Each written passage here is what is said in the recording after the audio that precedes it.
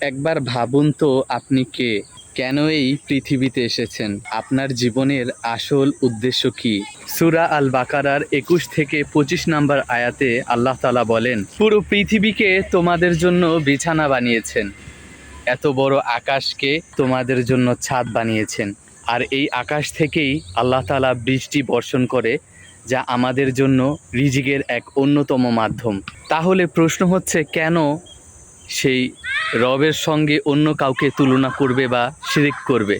আর যদি এই পবিত্র আল কোরআন সম্পর্কে তোমার কোনো সন্দেহ থাকে, তাহলে অবিকল এর মতো একটি সূরা রচনা করে দেখাও, যদি সত্যবাদী হয়ে থাকো।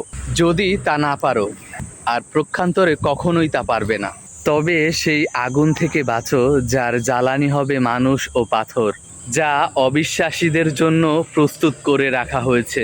আর যারা ঈমান এনেছে এবং সৎ কাজ করেছে, তাদের জন্য রয়েছে সুসংবাদ এবং অসীম অগণিত নিয়ামত ভরা জান্নাত, যার তলদেশে নদী প্রবাহিত হয়, আর যেখানে থাকবে চিরস্থায়ী শান্তি, অফুরন্ত নিয়ামত এবং মহান রবের সন্তুষ্টি।